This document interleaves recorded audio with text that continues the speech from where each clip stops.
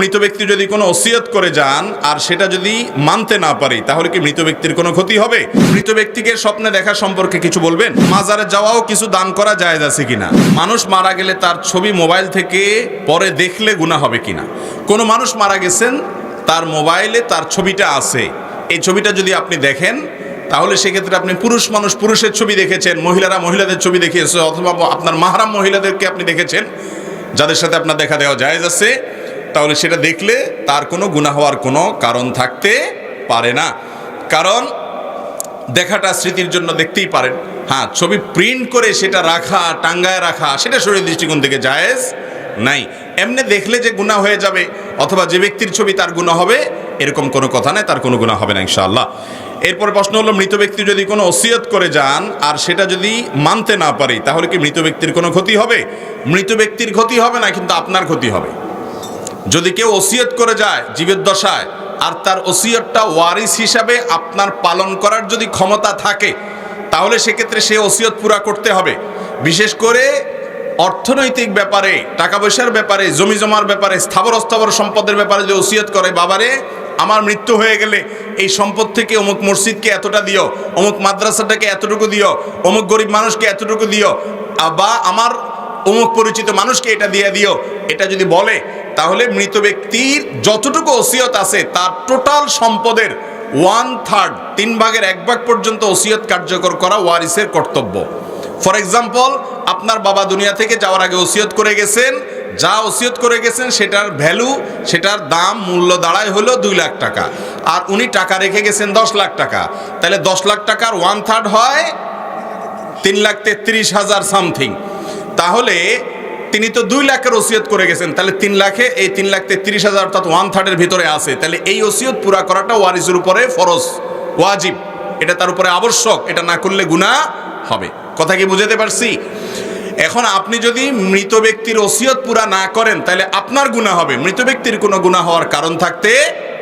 তবে মৃত ব্যক্তি যদি কোনো অন্যায় ওসিয়ত করে, যদি বলে বাবারে আমি তো মরে যাচ্ছি, আমার মরে যাওয়ার পরে তোমরা এখানে একটা সিনেমা হল বানাও, কথার কথা, এমন একটা ওসিয়ত করে ধুয়ে গেছে যে ওসিয়তটা অন্যায় ওসিয়ত, হারাম ওসিয়ত, তাহলে সেই ওসিয়ত পুরা করা ওয়ারিসদের জন্য জায়েজ নাই। কিন্তু বৈধ ওসিয়ত করলে সেটা পূরণ করার চেষ্টা করতে হবে যদি সাধ্যে থাকে। তার নিজের সম্পদের ব্যাপারে ওসিয়ত করে গেলে ওয়ারিসরা সেই সম্পদের ব্যাপারে গড়িমসি করতে পারবে না। ভাইরা আমার, আমরা বেশিরভাগ মানুষ যারা সমাজে অবৈধ উপার্জন করেন, যত মানুষ আছেন, একেবারে সাধারণ রিকশাওয়ালা থেকে নিয়ে পদস্থ কর্মকর্তা পর্যন্ত যত মানুষ অবৈধ উপার্জন করেন, হালাল হারাম বাজ বিচার করেন না, এটা তারা কেউ নিজের জন্য করেন না, সবাই করেন হলো ফ্যামিলির জন্য। ঠিক না ঠিক? নিজের একটা পেটের জন্য মানুষ এত দুর্নীতি করে না। দুর্নীতি, অন্যায়, উপার্জন এটা মানুষ করে কাদের জন্য ভাই? ছেলে মেয়ের জন্য, বউ বাচ্চার জন্য। ঠিক না ঠিক? কিন্তু এই ফ্যামিলি বা বউ বাচ্চা এরা কিন্তু আপনার এই সম্পদ অবৈধভাবে উপার্জনের দায় কেউ নিবে, বরং আপনি যদি এই সম্পদ দান করতে চান তারা বাধা দিবে। ঠিক না ঠিক? আপনি জীবদ্দশা ওসিয়ত করে গেলে অনেক সময় তারা পূরণ করবে না, এর সম্ভাবনা অনেক বেশি। ঠিক না ঠিক? অনেক বেশি দান করলে বলবে আব্বা এত দান করে কেন, এত কি দেওয়ার দরকার আছে, মানুষ কি এত দেয়? আপনি কিন্তু কষ্ট করে কামাই করছেন, বাদ সাধবে তারা। কিয়ামতের ময়দানে আপনার অবৈধ উপার্জনের চুল পরিমাণ দায়িত্ব কেউ নিবে না, আপনাকেই নিতে হবে, অথচ ভোগ করবে তারা। ঠিক না ঠিক? তো এর মতো বোকামি আর কিছু হতে পারে না। তো যাই হোক, মৃত মানুষের ওসিয়ত সন্তানরা পূরণ করতে হবে, ওয়ারিসরা পূরণ করতে হবে। ওনার টাকা উনি ওসিয়ত করে গেছেন, আপনি আটকানোর কে? কিন্তু আমরা অনেকে আটকাই বা দিতে চাই না। এখান থেকে বোঝা যায় সন্তানদেরকে সম্পদের পাহাড় গড়ে তোলা, দিয়ে যাওয়া, বৈধ অবৈধ বিচার করা ছাড়া এটা নির্বুদ্ধিতা। তাদেরকে মানুষ বানায় যান, আল্লাহর খাঁটি বান্দা বানায় যান, আপনার জীবনটা উপভোগ্য হবে দুনিয়াতে, আখিরাত তো অনেক পরে। আর যদি এটা না করেন তাহলে সন্তানের হাতেই লাঞ্ছিত বেইজ্জত যদি নাও হন, আপনার মৃত্যুর পরে আপনার সম্পদ তারা শুধু ভোগ করবে না, তসরুফ করবে, কিন্তু দায় আল্লাহর কাছে কিয়ামতের ময়দানে নিবে। বাবার উপকারে আসে সেজন্য দান করি অনেক, না সেটা করবে না, নিজেরটা শুধু বুঝবে। বিদায় নিজের ভালোটা আমাদের বোঝা উচিত। নিজের বাজু পাগলেও বুঝে, কিন্তু আমরা বুঝি না, শুধুমাত্র টাকা টাকা টাকা পাগল হয়ে যায়। আল্লাহ আমাদেরকে হক হালালি চলার তৌফিক দান করুন, এবং ওয়ারিসদের যে ওসিয়ত আছে সেটা আদায় করতে হবে সাধ্য অনুপাতে, বৈধ ওসিয়ত হলে। এরপরে প্রশ্ন হলো, মৃত ব্যক্তিকে স্বপ্নে দেখা সম্পর্কে কিছু বলবেন। মৃত ব্যক্তিকে স্বপ্নে দেখলে কি করতে হয়? আমাদের অনেক ভাইরা জিজ্ঞাসা করেন যে আমি মা বাবাকে স্বপ্নে দেখেছি মৃত, তাকে মৃত যেহেতু আমি স্বপ্নে দেখেছি, তাহলে এখন তাকে আমি কি করব, কি করতে হবে? উত্তর হলো যে মৃত মানুষকে দেখলে বিশেষ কিছু করার কোনো নির্দেশ নাই। তবে আপনার কোনো আত্মীয় স্বজন পরিচিত লোক, তাকে আপনি স্বপ্নে দেখেছেন, স্বপ্নে দেখার পর আপনার কাছে মনে হয়েছে লোকটা বোধহয় কোনো কষ্টে আছেন, তাহলে তার পক্ষ থেকে আপনার আল্লাহর কাছে ইস্তেগফার করবেন, ক্ষমা প্রার্থনা করবেন, তার জন্য দোয়া করবেন, তার পক্ষ থেকে দান সাদাকা করবেন, তার পক্ষ থেকে হজ উমরা করার সুযোগ থাকলে সেটা করবেন, মৃত ব্যক্তির জন্য যা যা করা যায় সেগুলো করবেন। কিন্তু মৃত ব্যক্তিকে দেখলে আমাদের দেশে মানুষ মনে করে হুজুর ডেকে খাওয়াইতে হয়, দোয়ার অনুষ্ঠান করতে হয়। আমি সব সময় বলি, কোনো মুর্দার জন্য কোনো হুজুরকে টাকা দিয়ে যদি দোয়া করান, চুল পরিমাণ মুর্দার কোনো উপকার তো হবেই না, বরং আরো গুনাহ হবে। কথা বুঝেন নাই?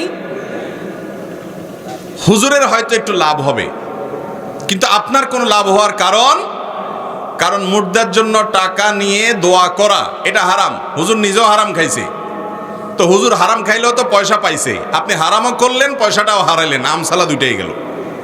কথা কি বুঝাতে পারছি? আপনার কোনো মৃত ময়মুরব্বীকে, আত্মীয় স্বজনকে স্বপ্নে দেখেছেন, মনে হচ্ছে উনি কষ্টে আছেন, ওই টাকাটা এমনি কোনো গরিব হুজুর থাকলে ওনাকে এমনি দান করে দেন, দোয়ার অনুষ্ঠান করিয়েন না। আর আপনি আল্লাহর কাছে দোয়া করেন, আর আলেমুল আমাদের কাছে এমনি দোয়া চান সাধারণভাবে, সেটা আরেক জিনিস। কিন্তু আমাদের দেশে মানুষ মৃত মানুষকে স্বপ্নে দেখলে এই সমস্ত দোয়ার অনুষ্ঠান করে, এগুলোর কোনো ভিত্তি নেই। তবে হ্যাঁ, আপনি যেটা করতে পারেন সেগুলো গরিব দুঃখীকে খাওয়ালেন, ইয়েতিমখানাতে খানা দিলেন, গরিব দুঃখী বাচ্চাদেরকে বা অভাবী ফ্যামিলিগুলোতে বাজার করে দিলেন, টাকা পয়সা দিলেন, মৃত মানুষের জন্য এটা উপকারে আসবে, তাদের তরফ থেকে এটা দান করলেন, সবটা তাদের অ্যাকাউন্টে জমা হবে ইনশাআল্লাহ। আর যদি মৃত ব্যক্তিকে স্বপ্নে দেখে আপনার কাছে মনে হয় যে আপনি তাকে ভালো অবস্থায় দেখেছেন, হাসি খুশি দেখেছেন, তাহলে আলহামদুলিল্লাহ, আল্লাহ শুকর আদায় করবেন। আর যদি কোনো ব্যাখ্যা আপনার কাছে ক্লিয়ার না হয়, তারপর আপনি তার পক্ষ থেকে ইস্তেগফার করতে পারেন। মৃত ব্যক্তিকে স্বপ্নে দেখলে অমুকটা করতে হবে, তমুকটা করতে হবে, এত মানুষ খাওয়াইতে হবে, এত মানুষকে বসে দাওয়াত দিতে হবে, এরকম কোনো বিশেষ ফরম্যাট বা বাধ্যবাধকতা ইসলাম ঠিক করে দেয় নাই। মাজারে যাওয়াও কিছু দান করা জায়েজ আছে কিনা? ভাই, কবরে, যে কোনো কবরে যাবেন জিয়ারত করার জন্য, কবরে যাবেন কিসের জন্য? জিয়ারত করার জন্য। কিন্তু কোনো কবরে গিয়ে যদি টাকা দেন, তো সে টাকা কে পাবে? কবর যিনি সাহিত্য আছেন, কি বলেন, তার অ্যাকাউন্টে যাবে? কবরের চারপাশে যেগুলো ঘিরে থাকে, বিশেষ করে বিভিন্ন পীর সাহেবদের কবর বা বিভিন্ন আল্লাহর কোনো নেককার বান্দা চলে গেছেন, তার কবরকে ঘিরে যে মাজার গড়ে উঠছে, ওই মাজারের চারপাশে যারা গাঁজা টাঞ্জা খায়, বেকার বসে থাকে, বৈরাগ্য জীবন যাপন করে, সমাজ দেশের বোঝা হয় এবং নামাজ কালাম নাই, বেশিরভাগ ফাসেক ফাজের, আপনি টাকা দিলে ওদের গাঞ্জার টাকা যোগান দেওয়া হবে। বুঝতে পারছেন কথা?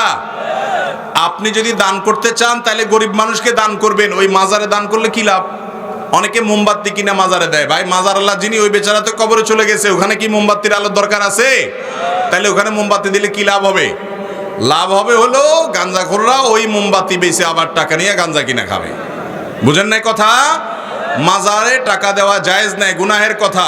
আল্লাহ তাআলা আপনাকে টাকা দিয়েছেন, যেখানে সুখ সেখানে খরচ করতে পারবেন না। আল্লাহ আমাদেরকে বুঝার তৌফিক দান করুন।